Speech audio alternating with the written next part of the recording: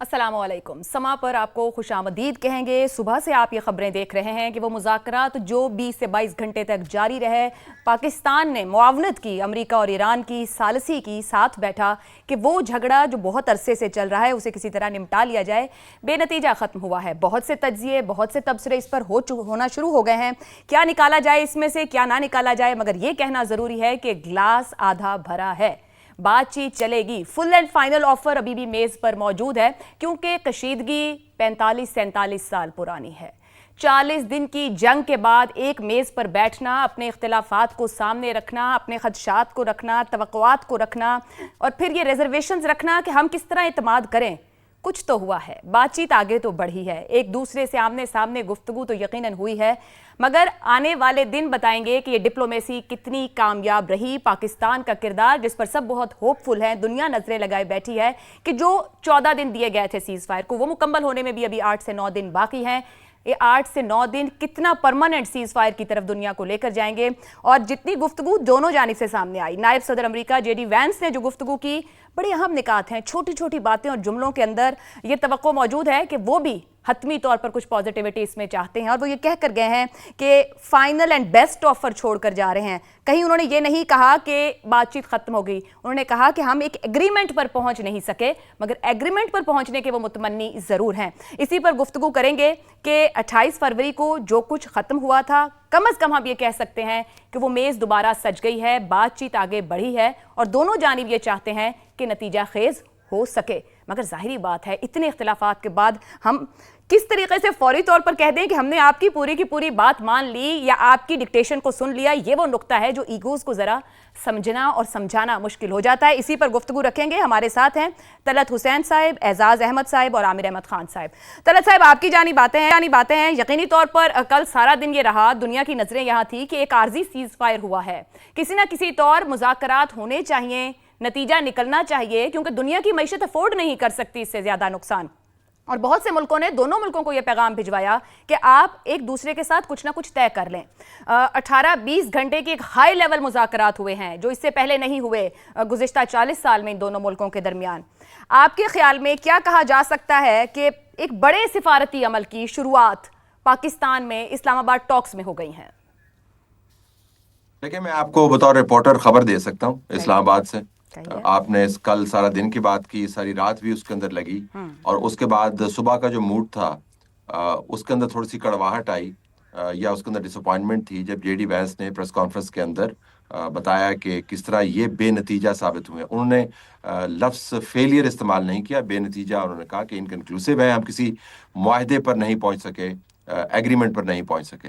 अगर आप body language का जायजा लें तो जेडी वैंस की बॉडी लैंग्वेज जो है वो कोई बहुत मुस्बत और तवानाई से भरपूर नहीं थी, ज़रा लो कास्ट लग रहे थे और लगता था कि जैसे उनकी उम्मीदें बराबर साबित नहीं हुई और ज़ाहिर है उनके पास कुछ बताने को ज़्यादा था नहीं। लेकिन जो उन्होंने एक दो बातें की वो अहम है, जिसके बराबर मैं इस्लामाबाद से खबर दूंगा। जो उन्होंने बातें की, नंबर 1 के बहुत सारे मामलात के ऊपर ईरान के साथ खुल के बात हुई, हमने अपनी हतमी लचक दिखाई और हमने ईरान को अपनी बेहतरीन ऑफर दे दी जिसको ईरान ने इस वक्त कबूल करना मुनासिब नहीं समझा।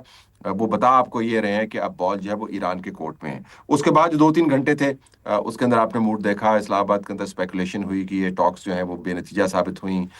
फिर हमारी तवज्जो पाकिस्तान के रोल के ऊपर चली गई, क्योंकि लोगों ने ये मफरूज़ा बना लिया था कि अब टॉक्स चूँकि बेनतीजा साबित हुई हैं तो हमें पाकिस्तान ने इसमें से जो कुछ हासिल किया या जो बहुत बड़ा बैन अवी मयार उसने इस्टेब्लिश किया है, हमें उसके ऊपर फोकस करना चाहिए। वो स्टोरी अपनी जगह मौजूद है, वो हतमी स्टोरी है और मैं कहूँगा कि एक दायमी स्टोरी भी है कि पाकिस्तान ने जो किरदार अदा किया।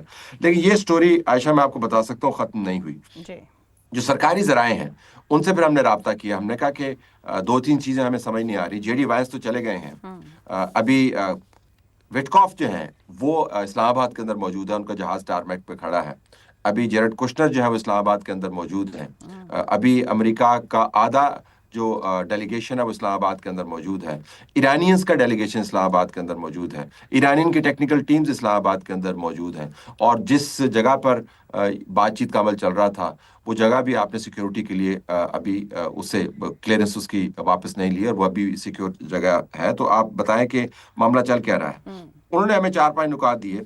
जो मैं आपके सामने रखना चाहता हूँ, जी। तजिया निगार इसके ऊपर बात कर लेंगे। उन्होंने कहा जी कि नंबर एक, जो सफारतकारी है वो कोई एक वाकया नहीं है, वो एक अमल है।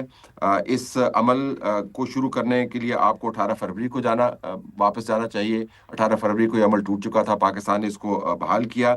अच्छी चीज़ ये है, अब मैं खबर की तरफ आ रहा हूँ।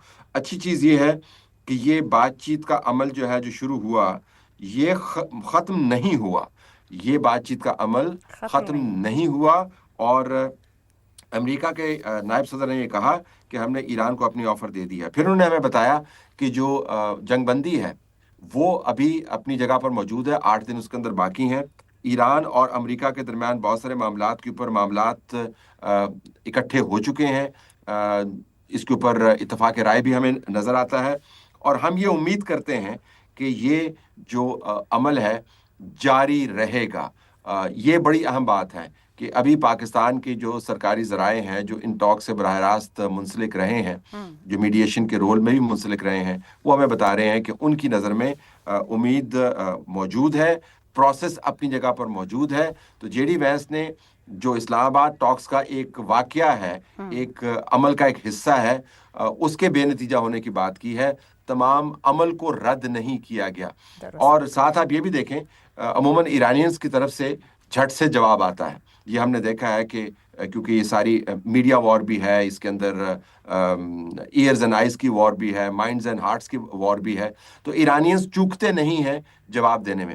इस मरतबा जो उनके वजारत खारजा से मंसूब बयान में देख रहा था, उसके अंदर उन्होंने जिन नुकात पर इत्तफाक हुआ उसके ऊपर ज़्यादा जोर दिया है, और जिसके ऊपर इत्तफाक नहीं हो पाया, जो न्यूक्लियर मामलात हैं, और अमेरिका की तरफ से या नायब सदर की तरफ से ये ख्वाहिश कि हतमी तौर पर आप हमें कोई कमिटमेंट दें कि आप न्यूक्लियर ताकत इस्तेमाल नहीं करेंगे अस्करी पर्पसेस के लिए, आप अपनी जो अफजूदा यूरेनियम है वो हवाले करेंगे, हमारे हवाले करेंगे, किसी और के हवाले करेंगे, कमिटमेंट दें।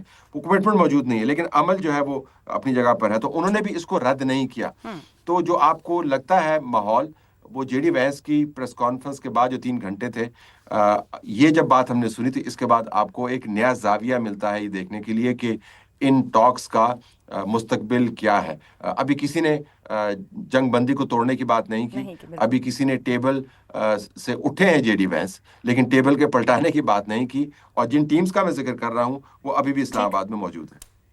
दुरुस्त हो गया। तलत साहब, ये जो आप बड़े अहम निकात सामने रख रहे हैं, एजाज चौधरी साहब साबिक सेक्रेटरी खारजा हमारे साथ मौजूद हैं। मुस्तकबिल की तरफ आने से पहले उनसे जानते हैं कि वो किस तरह रीड कर रहे हैं ये जो 18 से 22 घंटे के हाई लेवल डायलॉग्स हुए। एजाज साहब, फुल एंड फाइनल ऑफर सामने रख दी गई है, आपके ख्याल में मामला सिर्फ न्यूक्लियर एनरिचमेंट पर ही स्टिक किया है, या फिर आबनाए हुर्मुज़ भी एक मामला है मगर जेडी वैंस ने उसके ऊपर बात नहीं की है?